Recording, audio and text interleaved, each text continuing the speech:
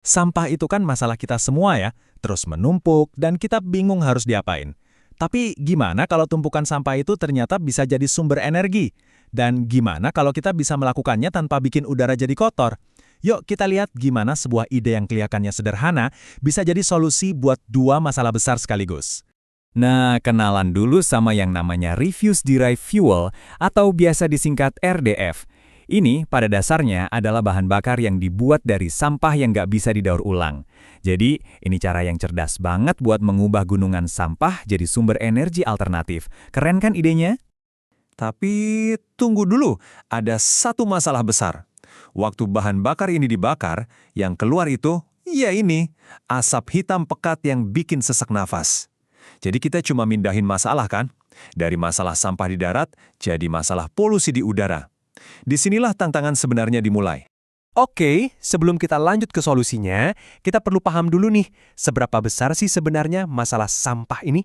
Ini bukan cuma soal tong sampah yang penuh loh, skalanya global. Angkanya cukup bikin kaget, di seluruh dunia yang didaur ulang itu kurang dari 20% sampah kita. Sisanya, ya, berakhir di tempat pembuangan akhir. Salah satu cara buat ngurangin volumenya, ya dengan insinerasi alias dibakar. Tapi ya itu tadi, solusi ini punya sisi gelapnya sendiri. Jadi mari kita bedah lebih dalam, apa sih sisi gelap dari insinerasi ini? Inilah inti dari masalah yang mau kita pecahkan bareng-bareng hari ini. Memang betul, insinerasi itu ampuh banget buat ngurangin tumpukan sampah. Tapi proses pembakarannya itu ngeluarin gas buang. Dan gas ini, wah isinya bahaya semua. Ada sulfur dioksida yang bisa bikin hujan asam, ada nitrogen oksida sama karbon monoksida yang beracun, plus partikel-partikel kecil kayak jelaga dan abu yang bahaya banget kalau sampai kita hirup. Terus gimana dong? Masa kita harus pilih antara sampah menumpuk atau udara kotor? Ternyata solusinya tuh unik dan kedengarannya sederhana banget. Gimana kalau asapnya kita mandiin? Iya, beneran, dimandiin atau dicuci. Teknologi di balik ide mandiin asap ini namanya wet scrubber.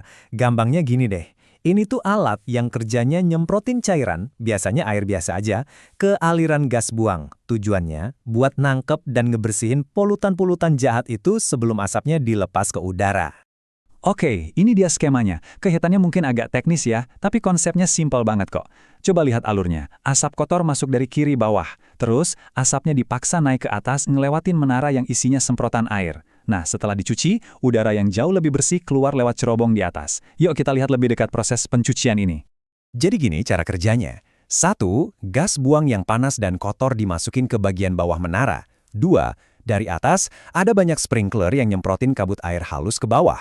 3. Pas gas kotornya naik, partikel polusi dan gas-gas berbahaya itu tabrakan sama jutaan tetesan air dan akhirnya ketangkep. 4.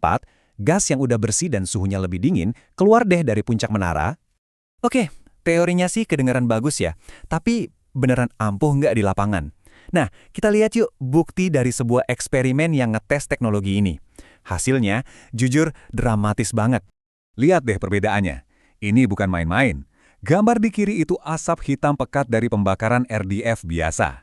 Nah, yang di kanan, prosesnya sama persis tapi asapnya dilewatin wet scrubber dulu. Hasilnya, asapnya hampir hilang, cuma jadi uap tipis yang nyaris nggak kelihatan. Ini bukan sulap, ini sains. Biar lebih jelas kita lihat angkanya. Grafik ini nunjukin tingkat kepekatan asap. Tanpa scrubber, kepekatannya sampai 33%.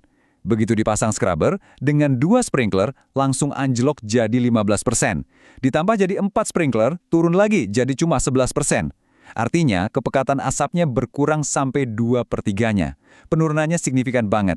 Dan ada manfaat lain, pendinginan. Gas buang yang belum diolah itu panas banget, bisa sampai 65 derajat Celcius. Tapi setelah dimandiin pakai scrubber, suhunya turun drastis, jadi sekitar 35 derajat. Jadi proses ini bukan cuma membersihkan, tapi juga mendinginkan emisi gas buang.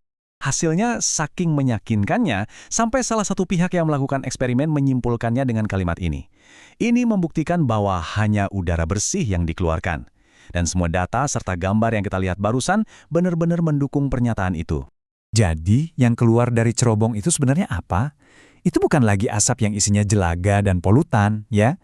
Sebagian besar itu uap air. Bedanya apa? Uap air itu bakal cepat hilang begitu kecampur sama udara, sementara asap pekat yang isinya partikel-partikel kotor itu bakal terus ngegantung di udara dan menyebar kemana-mana.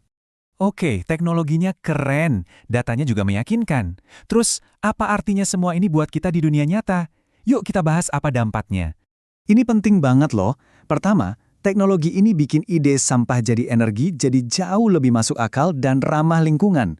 Kedua, ini bisa bantu pabrik-pabrik buat patuh sama aturan kualitas udara yang makin ketat. Ketiga, desainnya simpel, nggak ada filter rumit yang bisa mampet, jadi perawatannya lebih gampang. Dan yang terakhir, alat ini serbaguna, bisa nangkap macam-macam polusi, dari partikel super kecil, gas, sampai bau. Artinya, udara di sekitar kita bisa jadi lebih bersih dan aman.